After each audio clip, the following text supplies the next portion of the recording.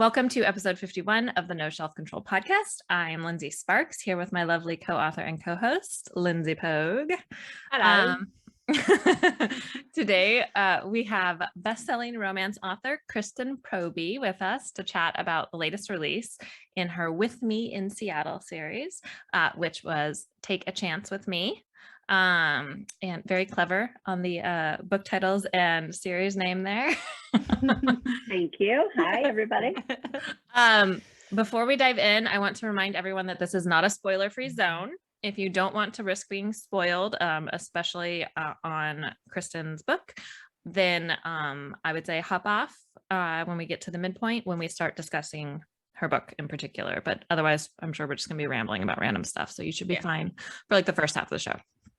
But I'll give another warning then. If you're not familiar with Kristen Proby, Kristen has published more than 40 titles. Is that number still correct? We're at more than 60 now. Holy moly. Yeah. Get it, girl. Okay, more than 60 titles, many of which have hit the USA Today, New York Times, and Wall Street Journal bestsellers list. She continues to self-publish, best known for her With Me in Seattle and Bordeaux series, and is also proud to work with William Morrow, a division of HarperCollins, with the Fusion and Romancing Manhattan series. Kristen and her husband, John, make their home in her hometown of Whitefish, Montana, with their 2 cats. So welcome to the show, Kristen. We're so excited to have you here with us. Thank you for having me. It's a pleasure. I know this is really fun. And I'm sure, Lindsey, Ella can talk about it more, but, she's from Seattle, so she was super excited about this book and specifically. The setting, yeah. That was really fun. Fun. I used to live in Seattle as well, so. Fun. I mean, LP says Seattle, but I don't actually live in Seattle. Well, currently. I mean, I live in Maple Valley, but. Oh, yeah. Not too far from Seattle. Yeah, but I did go to UW, so I lived in Seattle Nice. for 6 years. So Seattle proper. Cool. Yes. Yeah, it's really cool. I've been there to visit a couple of times, and it's a lot of fun. There's so much to do, and it's really neat. It's a fun city. Yeah. So is anybody drinking? I know it's like the middle of the day. So is anybody drinking anything fun? Kristen, are you drinking anything fun? I am just drinking water. It's okay. I know, I'm so boring. It's okay. No. Well, we're good. post coffee, we're pre-wine, Yeah. so. Well, how about you, LP? I also, I just have my water as well. I also have nothing fun to share. My apologies. Yeah, no, I don't have anything boozy and fun. I just have coffee and water. So Nice. So at this point in the day, are you on to like decaf? me? Or are you just drinking like straight No, I have a 1-year-old and a caffeinated 3-year-old. I need caffeine. Oh, got it. Okay. Yeah. No. Mm-mm. Well, that's, whatever works, man. Yeah, I do 1 coffee after lunch. Caffeinated. Like a little treat. Yeah, it's like basically in the time when I would nap. So it's the opposite of Need a little that. pick-me-up. Yeah. So in lieu of napping. There you go. The Yeah. exact opposite. Nice. Yeah, Nice. it gets me through the rest of the day. Yeah. I love my children. I love my children. I love the little disclaimer. I love my children. No, I do. I actually, I just this morning dropped off my 3-year-old at my sister-in-law's house. His favorite person, if you ask him who his favorite person in the world is, he says his cousin. And so it's her daughter. So this is his first sleepover away from us. And I'm like having a mild panic attack, but I'm gonna like keep it together. We'll just keep drinking that coffee and you will. That's really gonna help. Yeah, that's really gonna help. Oh, that's funny. Yeah, no, it's fun. It's weird. It's weird though, because it's like this will be the first night that my husband and I have with our baby, besides the night that he was born. That's just us and him. So it's interesting. It'll be different. Yeah, I can imagine. It'll feel weird. So, yeah. Yeah. What are you guys working on right now? Well, Kristen, I'll let you take this. Everyone's probably heard mine 100 times. So. I am just starting my, it's the first in my Huckleberry Bay series. It's called Lighthouse Way, and it will release May 20 something, no, May 17th. So yeah, that's what I just finished a novella. There's always something in the works. Right. Is it like small town? What kind of romance? It is going to be a small town romance. It's actually a fictional town on the Oregon coast. Oh, fun. And so, yeah, I get to make up all the businesses and all the people. And Nice. it's always fun to kind of just create this little world that from scratch.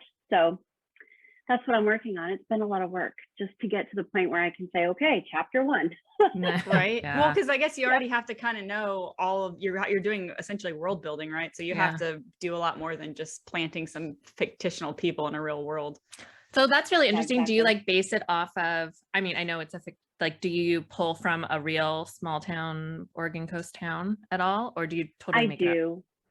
Yeah. So, well, it's totally made up, but I've visited the Oregon coast a lot. My specifically favorite town is Cannon Beach.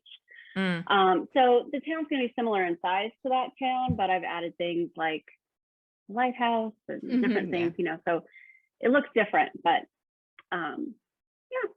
That's always the best though, because then the fun thing about doing it that way is, like you said, you can have a lighthouse scene. It would be so romantic and fun, or, you know, maybe there's a shipwreck. I don't know, but I'm just saying, like, you could take those liberties if you just take a little tiny town that, you know, you can base it off of and just like run with it. I love that.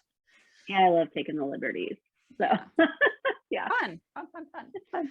That's fun. Well, how about you guys?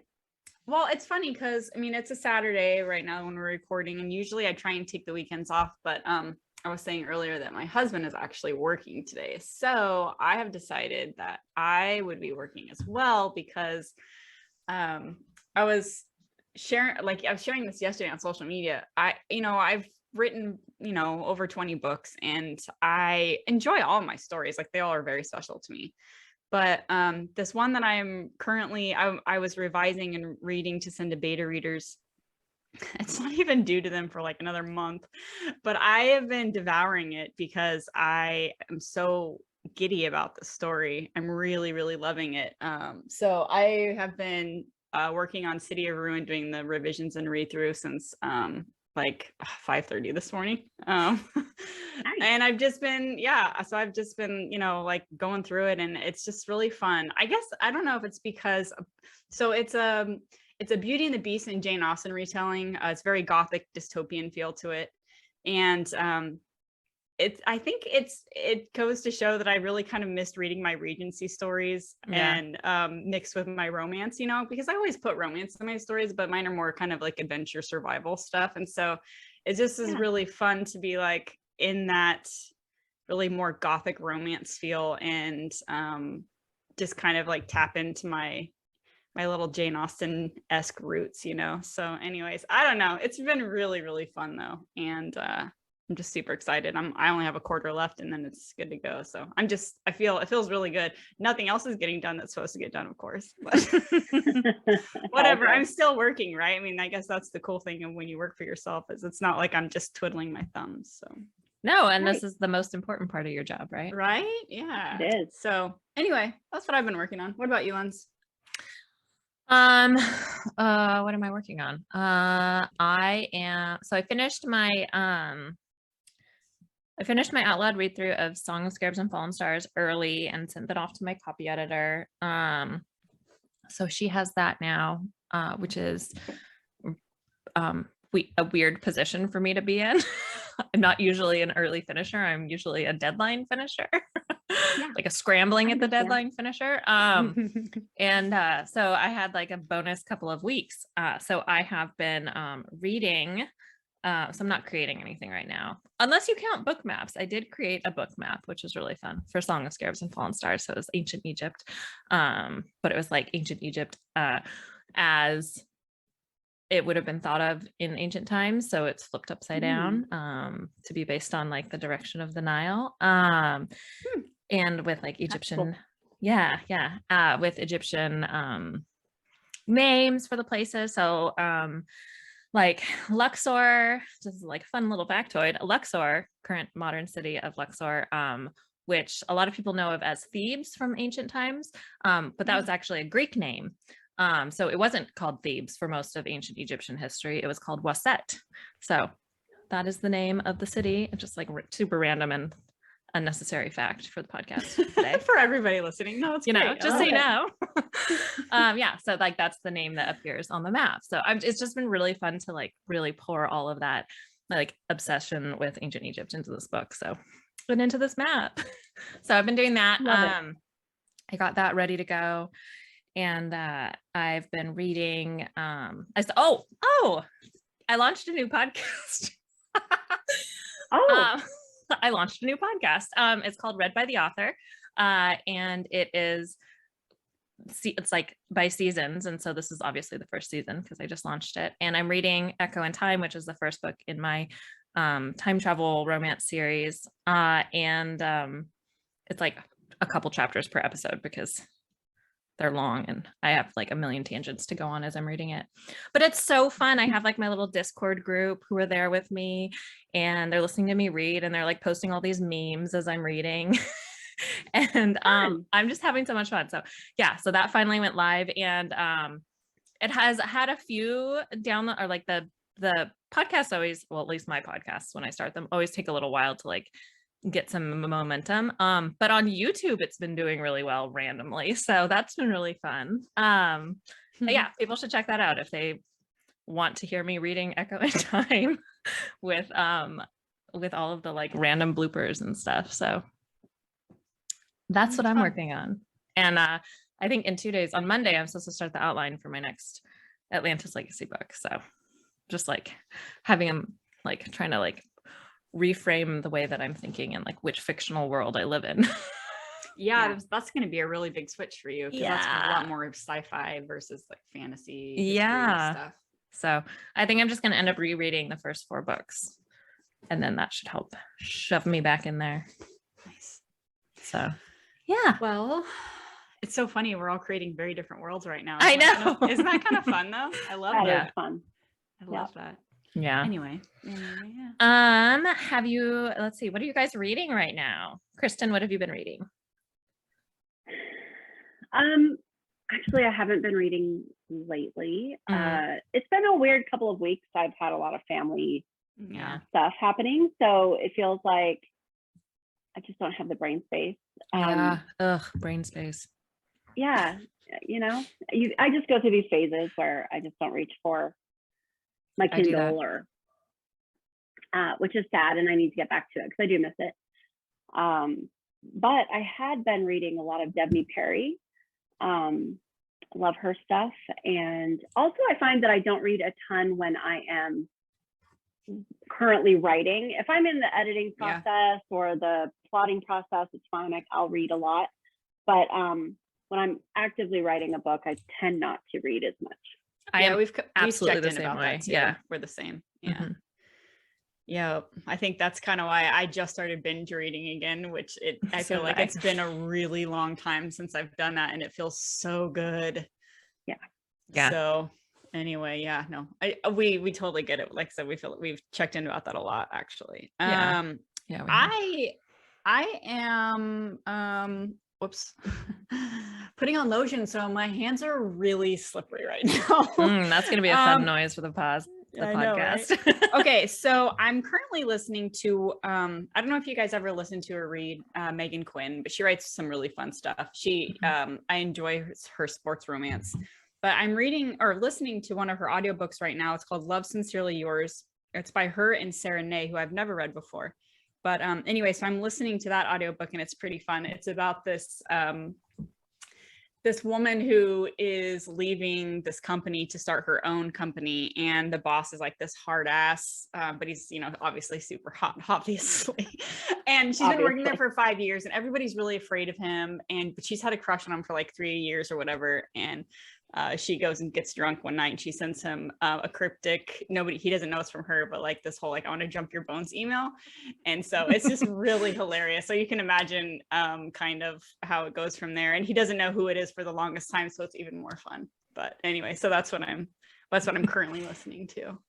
But yeah, so I don't know. It's whenever I'm doing all my admin stuff and I'm sitting at the computer, just staring here and doing I've been working on my new store, my new bookstore and stuff like that. I go through so many audiobooks. It feels so good. I feel like I'm refilling all the wells, I'm getting all the tasks off the list, but then I'm also, I get to go laugh and listen to all these stories and stuff. So I love it. Nice. Well, that's actually a really good point, because speaking of audiobooks, I do listen to a lot of audiobooks. No matter where I'm at, for whatever reason, it feels like, I don't know, it's just a different medium. So I enjoy that. It's still reading. It is still reading. I have been listening for the past 15 months to the entire JD Robb series, the in-depth series. Oh, wow. And I'm finally at number 50. Only have 5 more to go till I'm all caught up.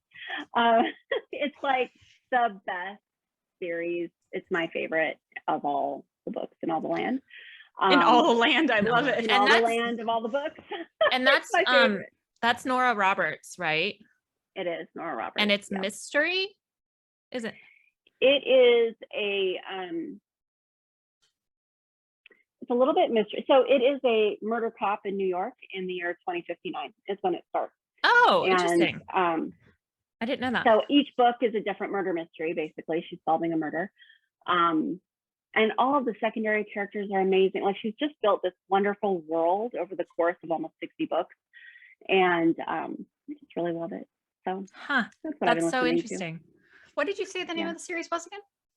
The In Death series. The first book is Born in Death. No, Naked in Death. Oh, we'll link to it because that sounds fun. Yeah, by JD Robb. By JD Robb. Man, 15 books in one series. That's insane. Yeah, and how many books has she written as Nora Roberts? I know. A million. Oh, I think she's at almost 400 books. It's a lot of books. She still releases 4 books a year. Yeah. How many books a year do you release? Well, last year I released 10, but Oh my goodness. Get it, girl. Yeah. Well, 10 titles. 2 of those were novellas. Yeah. It's okay. I could count those as books for sure. Yeah. I'm hey, if you have to write them and do all the things, then it's a book. Right? Yeah. Anyway. Okay. I am reading, and by reading I mean listening to the Blood and Ash series by Jennifer L. Armentrout, and oh my god, it is so good.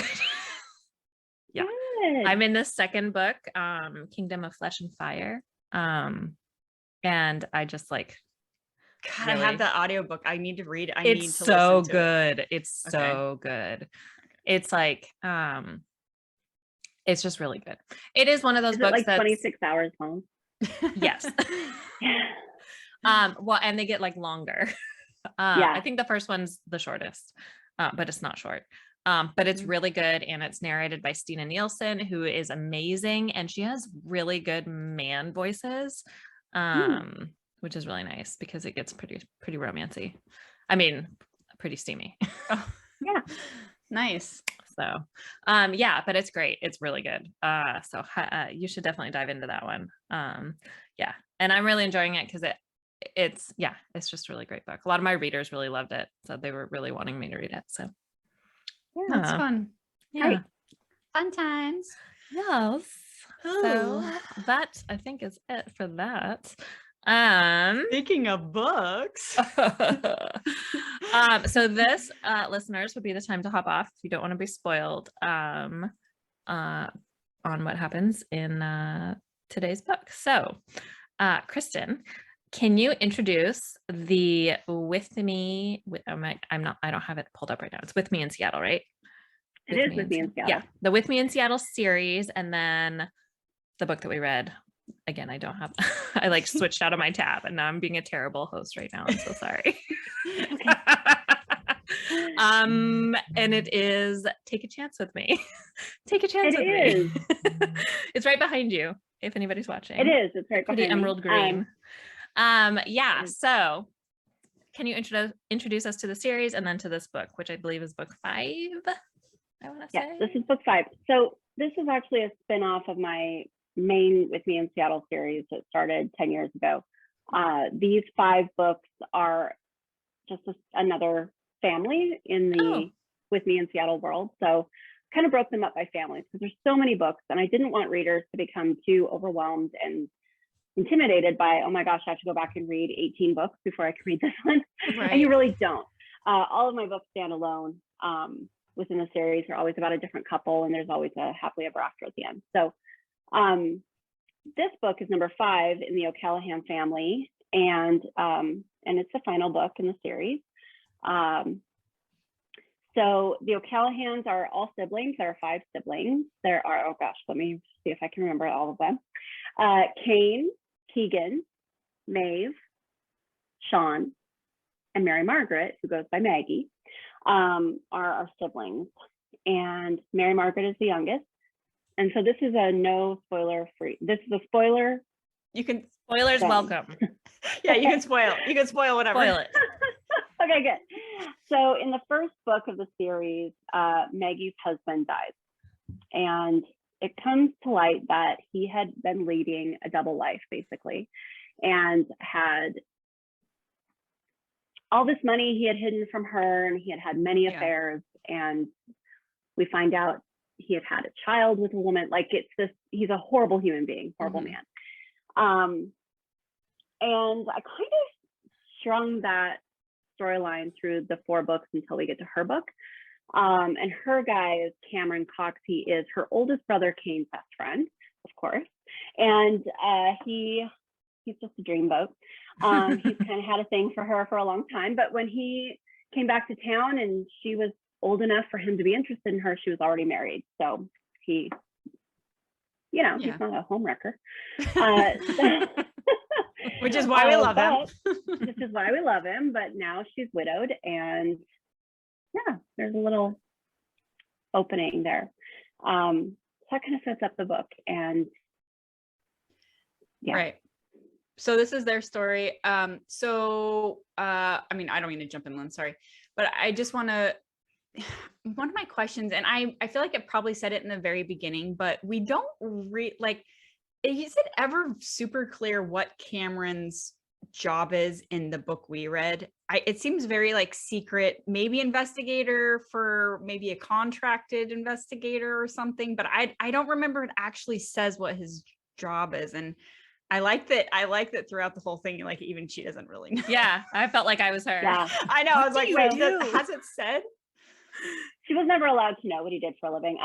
He was a kind of a super spy for the U.S. government, and Got it. Okay. he actually left that job and then he was a contractor. So,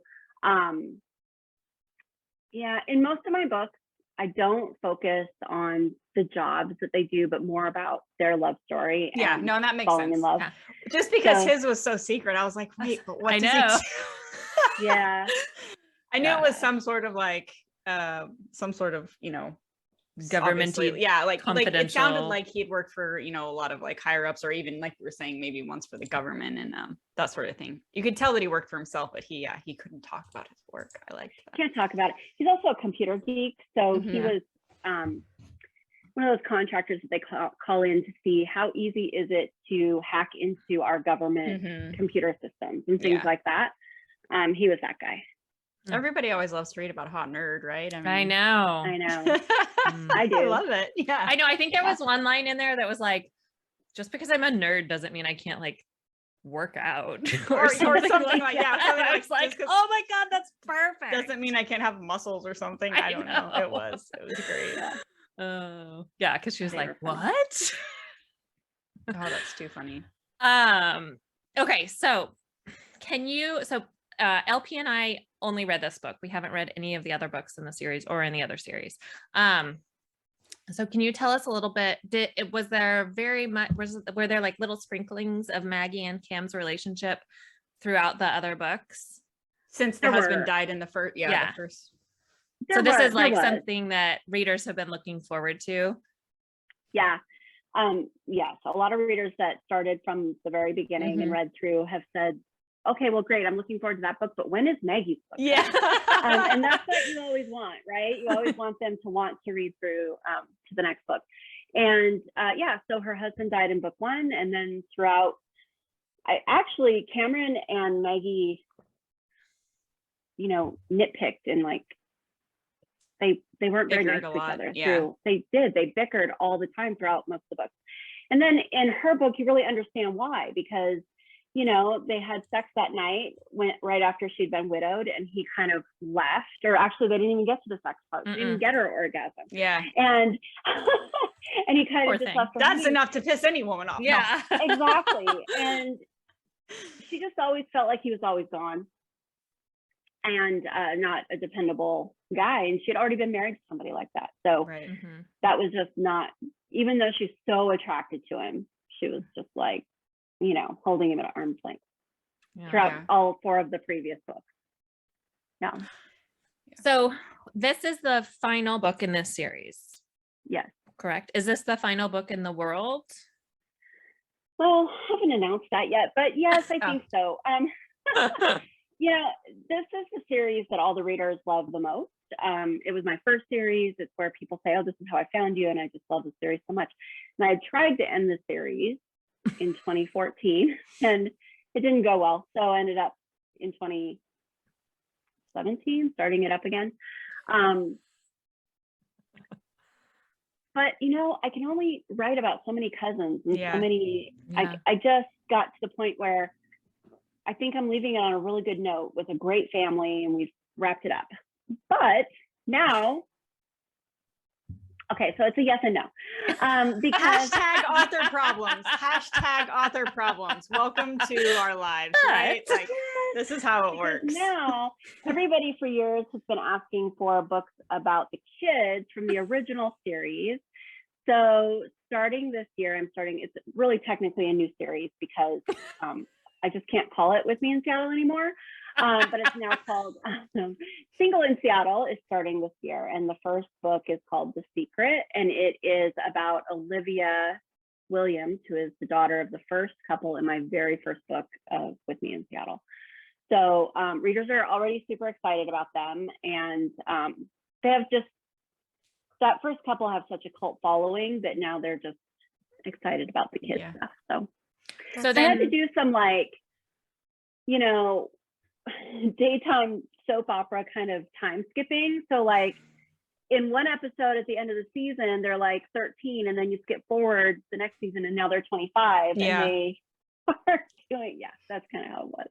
Yeah. Is there going to be any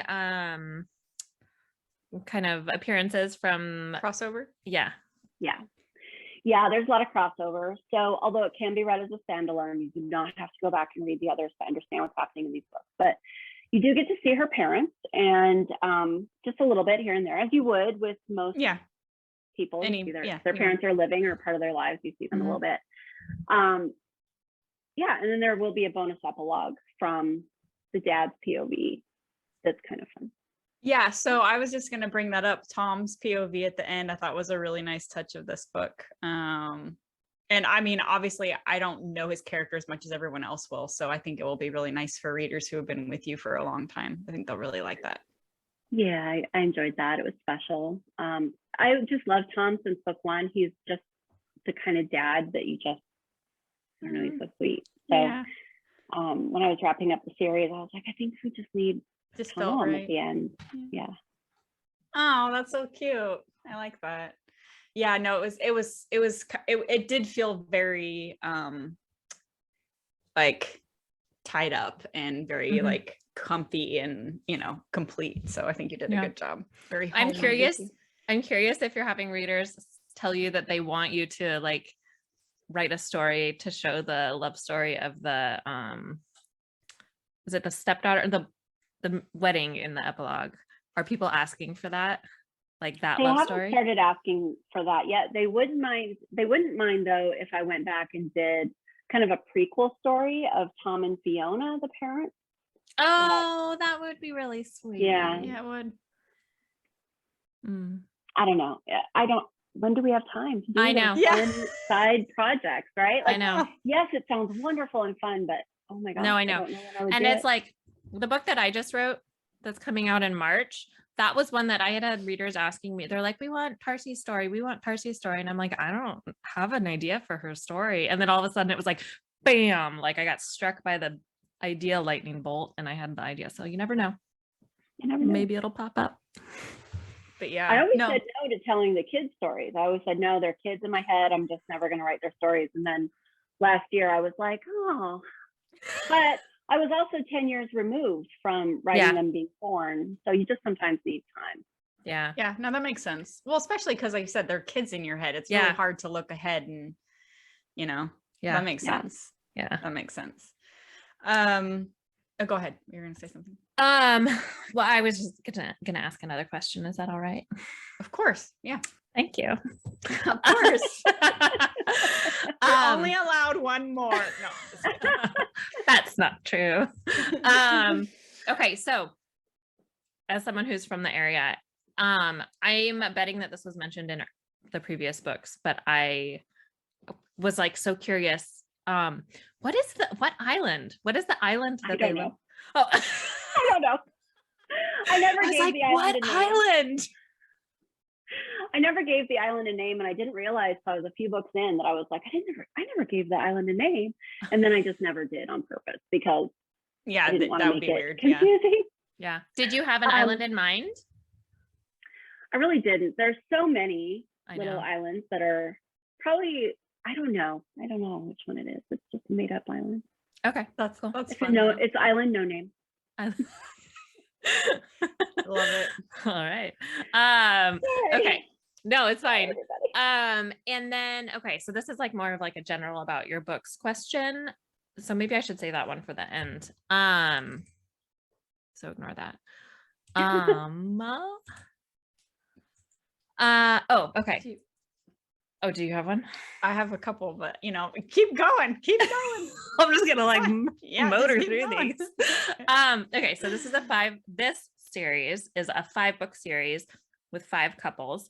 Feel free to, and then there's the parents, and then there's the teenagers who are not teenagers when they get married at the end. But anyway, do you have a favorite couple from this series? I'm trying to think because I really loved all of them a lot. I think I really enjoyed writing Dream With Me, which is the first in the series.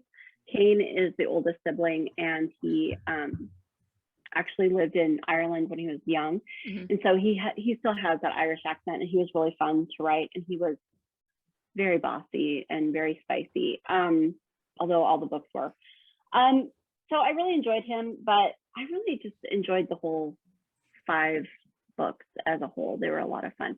It was really nice though to be able to wrap it up with Maggie and Cameron and hopefully satisfy people's curiosity about what was going to happen with them in the end. Oh, I'm sure. Yeah.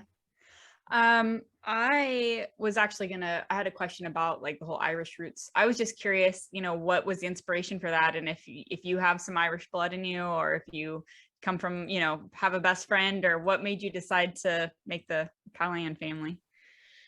I'm not Irish at all. Although maybe in a past life, because I am really drawn to Ireland. I really love the language and all the things. I have other series that I've actually mentioned Ireland in before as well. And I don't honestly know why. It just is so interesting to me. Yeah. The accent is beautiful, mm-hmm.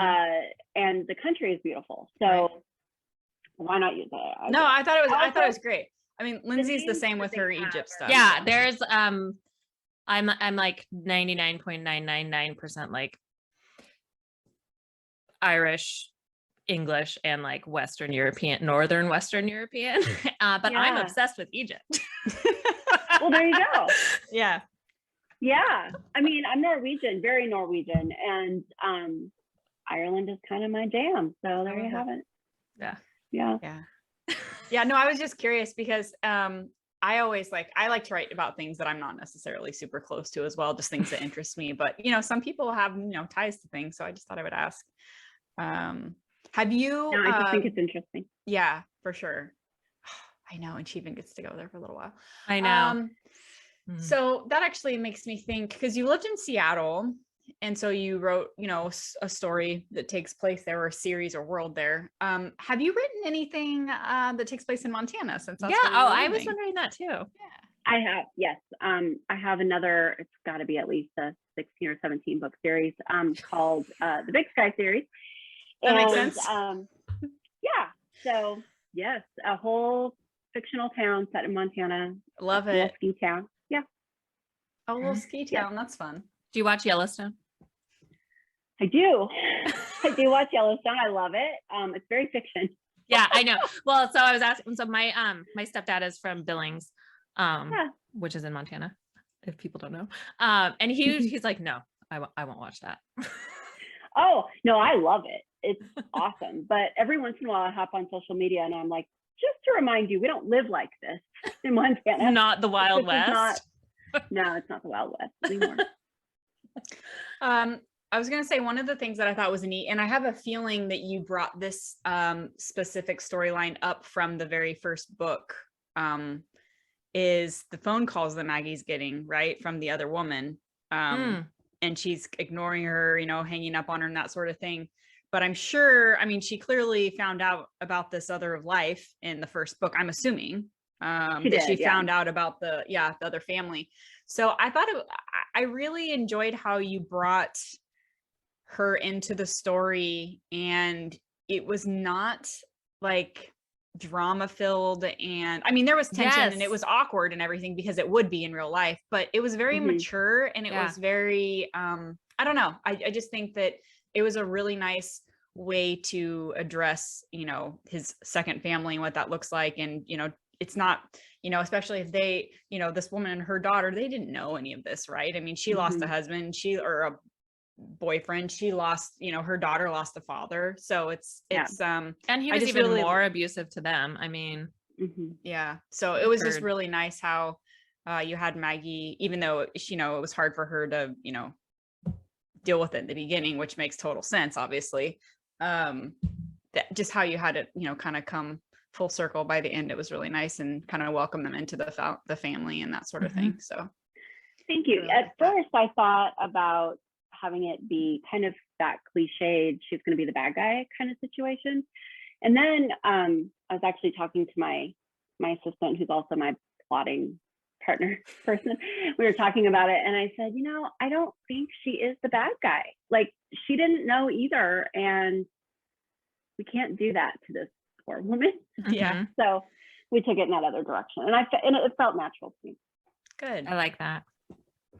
Yeah, it seemed, I mean, I feel like one woman can only go through so much. Like, you know, Maggie did go through a lot, and obviously this, you know, the other, you know, everyone else did too, but I just feel like there's only so much before you just accept whatever has been thrown in front of you, and you just, you know.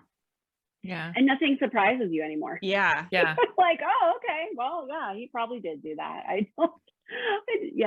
Doesn't surprise me anymore. So that was good though. No, I liked that. Yeah, I think you did a good job of kind of I'm sorry, I'm forgetting his name, but the singer, was it, it's not Leland. Oh, Leo. Oh, it's Leo. I was like, it's not Leland. Leo. Yeah. So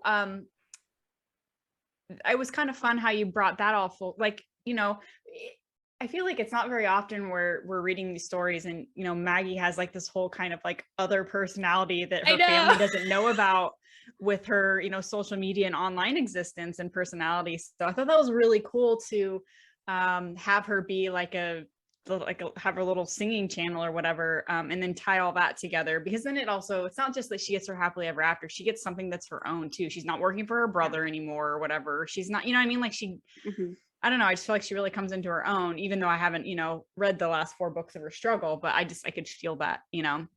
So you did a really good job. You did a really good job with that. And that was really neat to read for sure. Thank you. The fun thing about that too is that Leo Nash is actually the hero in a book called Rock With Me that I wrote. That's part of the original series. And so readers who have been with me from the very beginning will know him anyway and be like, oh my God, we get to see Leo, blah, blah, blah. But also for readers like you who haven't read those books, he was still an enjoyable character for you, but you didn't realize that he had his own book before. Yeah, no, and that's so cool. That's really neat. Yeah. Yeah, that was super cool. And I don't know why I just really like that aspect of it a lot, of the story. I think I follow this like Irish girl, she's a singer, and she does the same thing. Like she gets in her like shower or something and she sings, and she has these videos, and she's so good because the acoustics are so good, and she just has this amazing brogue, and like, oh, just love it. And so that's like the one with the long red hair. Yes, I totally stole yeah, in Maggie's story. I follow her as well. Yeah, she's awesome. okay. And I was like, well, before I knew that she existed on TikTok, I wrote Maggie and Maeve as singers, that they, in the pub as they're serving drinks, they sing with the little band, the Irish band cool. on stage and stuff like that. And so when I saw this woman on TikTok doing her videos, I was like, good. Maggie has to do that, because she totally would, and she's Irish. It just fits so well. It does, yeah, it totally. And that's like, I could totally hear that and picture that the whole time. And I was like, get it, girl, get your channel going, you know, like. I loved it. That's cute. I do have to say, like, Maggie's date was so cringeworthy. It was just like, oh my god, the guy at the diner. Cafe. Yes. It was so good, but so bad. Yeah. But what's your goal? What's your goal? You can't work there forever. I think you're good looking enough to be my wife. You could pull it off. I know. Anyway, all right, go ahead. You have some setting questions. So go ahead. Yeah. So it seems like, from my like bird's eye view, that setting plays like a big role in your various series. So you have this one and the original With Me series are very like Pacific Northwest Seattle based, and then you have your new one that's coming up on the Oregon coast, and then you have the Bordeaux series, and you have your Montana series. So how do you pick your settings for these series? A lot of times it's places that I've lived. So, you know, I have the series that you've mentioned. Also, I have a series set in Portland, and I lived there for a while. I've never lived in New York, though, or New Orleans, but I visited extensively, especially New Orleans. And the first time I visited New Orleans, I was with my mom, actually. We were there for a book signing, and we did a ton of walking in the French Quarter, and I just knew that I had to set a series there. I've actually set 2 series there since then, the Boudreaux series and a paranormal romance series called the Bayou Magic series. Oh, I saw the covers for those. That looks good. Yeah, it's all about a serial killer and witches and past lives and all the things. Yeah. Mediums. It's really fun. So yeah, it's just usually places that interest me, that I've either lived or visited and fallen in love with. Have you lived in Bordeaux? I've not lived in Bordeaux. Oh, okay. Just curious. I would totally live in Bordeaux. I really like wine. I have not. I love wine as well. Well, we'll have to do one of these nights. We're not too far apart as far as time. It's hard when people are like 3 or 4 or 9 hours apart, but it'd be fun. We should do a wine night when it's, you know, we can all have our little glass and I don't know, talk girl talk. We don't have to talk about books, whatever. You can do it. We'll have wine. Who cares? Like, we're not going to care what we're talking about. Oh man. Yeah. Maybe. Yeah. Okay. Should I ask my terrifying question? Yeah. Okay. Did you warn her? No, I didn't warn her. Oh, I wish I had a mustache so I could twirl it. It's fine. No. You're just scaring her. I know. Not even, oh gosh, I'm losing my connection. I'm so sorry. Crackle, crackle, crackle. Okay. If this book were to be made into a show or a movie. Oh no, I know what you're gonna ask me. Why does this make me so happy? Because nobody can ever answer it. That's why none of us can ever answer her question. Okay. If this book were to be made into a show or a movie, who would you want to be cast in the lead roles?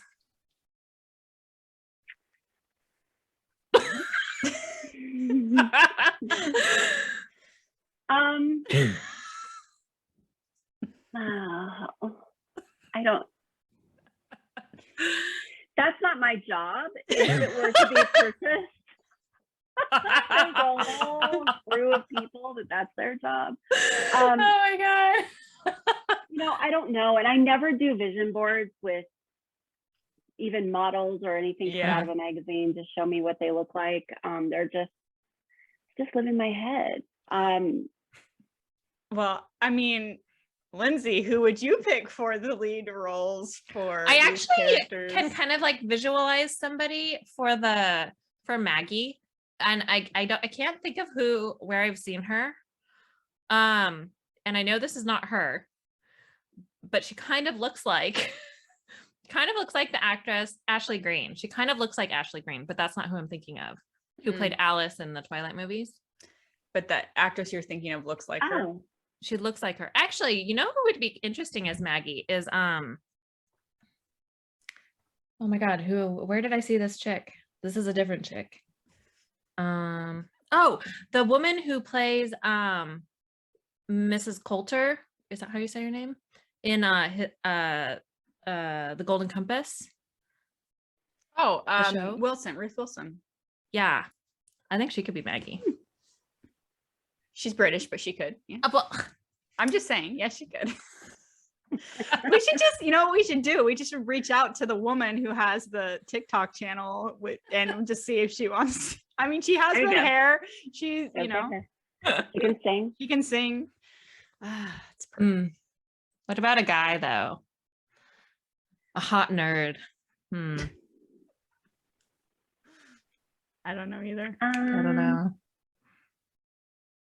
Anyway, so this is the horrible question that nobody likes that Lindsey loves to ask. Yeah. Because we just hem and haw for 5 minutes. Yeah, it's like yeah. But anyway. I'm sorry, I don't have a better answer. No, it's fine. Well, and especially, I mean, now the problem with this too is it's not like it's like a one-off book. Like these have been faceless characters as far as when it comes to like real inspiration for 5 books now. So it's probably hard to just throw something on them. It's true. It's been 2 years of them hanging out with me, and I don't know. Isn't that funny how sometimes, and at least this happens with me as a writer and as a reader, I don't always see them clearly, but they still have a very specific presence in my head. Like, I don't know, is that like physically I can't picture them, but I can picture like the fuzzy version of them and I like it just the same. I don't know if that's a thing, but that's how I feel when I'm reading a book. Yeah. Well, it's because it's not like when I'm reading a scene, it's not like I have like a very specific picture in mind of what this person, like what his face is doing and the color of his eyes in the moment when it's talking about his lips. That doesn't happen to me. I'm more like, I think of the lips and then somebody mentions the eyes and I think of the eyes. Like, I don't have like this person who's just like 100% like formed in my head for every scene when I'm reading it. I get it. I don't know. I'm not good with words, guys. Words, authors and words. Okay. It doesn't exist in my world. Okay. Anyway. I like it. Well, it was a fun book, and it was cute to just see all the little the siblings, and I thought it was fun that Cam was so worried that his best friend and his his family, they're essentially his real family at this point, right? He thought that they would be worried and not want him to date their sister, and that was all super cute. It was very like sweet and loving, and it's just like full of warm fuzzies. And it's great that she that Maggie, it took her the book to be like, okay, he's a good guy, like just because not everybody is like my ex, so it was nice to see her grow in that way and really embrace Cam. And it makes me want to go back and read the other books so I could see like the love-hate relationship building up through the books, so anyway, but that was super fun. Thank you. I'm glad you enjoyed it. Well, you kind of already talked about what you're working on now, but is there anything else you want to add, or any release updates or anything like that you want to share with readers and listeners? We can also put it in the show notes if. Well, I have The Secret coming on March 22nd, and then Lighthouse Way on May 17th. I'll have 2 of each of those series coming this year. And then I also have a new paranormal romance starting this October called Hollow's End, and it is set in Salem, Massachusetts. I want to write a book. All about witches and shifters and fun things. So that is fun. That's what we have on deck for this year. I love that you dabble in like a bunch of subgenres. That's fun. You know, I've always, until, well, I guess that's been a couple of years ago, I just released one paranormal romance a year because really contemporary romance is what I'm known for. But gosh, the paranormal romance is really a great palate cleanser for me, and it's something different to play in for a little while. I really love it. You get super creative with that. That's like a whole different creative level. Yeah. Yeah. Paranormal romance and urban fantasy and romantic fantasy are like they're my home. It's fun. It's fun. Well, yeah, and in Voodoo or in Bayou Magic, I was able to, you know, kill people off and serial killer and all the things. And my assistant was like, "Do you need therapy? Like, what's happening?" And I was like, "I probably do need therapy, but it has nothing to do with the fact that I killed them off. It's fine." That's two separate subjects here. Two totally different things. And yeah, I mean, it's just, I don't get to do that in contemporary romance, so it's fun. Yeah. Well, thank you so much for joining us. I'm glad that it worked out. We were able to reschedule. And congratulations on your new books that you have coming out soon. And for wrapping up, this is like probably bittersweet for you, like wrapping up this world / or sort of world series. But anyway, so thank you so much for coming on. We'll go ahead and put everything we talked about today in the show notes so readers and listeners can find you, find your books. Yeah. And next week, or next, I guess not next week, but next episode, what? Did you or I don't think you did. Where can listeners find you? I'm sorry. Oh, it's okay. I have a website, KristenProbyAuthor.com, and then I'm on Facebook, Instagram, TikTok, Pinterest. You can find me all over the interwebs. Yeah. You said TikTok? I am on TikTok. I don't do a great job on TikTok because I'm old and I'm trying to figure it out, but it's fine. It's fun. I know. Keeping up with all the things, right? It's a lot. Anyway, well, again, thank you. And sorry for, rushing that. I totally forgot to ask you where we can find you. I guess because I know where I can find you because I've been talking to you for so long. I know where to find her, everybody. You can just ask me. Yeah. Okay, so next episode, we're going to do something a little different, and we're going to be hanging out with a special guest who started off as a reader, became an editor, and now she's also an author. So anyways, I'm super excited to chat with Holly Hill Mangan and just pick her brain and hang out with her because she is Lindsey's editor and she's one of my alpha readers, and she is, like I said, she's also an author. So anyways, super fun. We'll talk to her next time.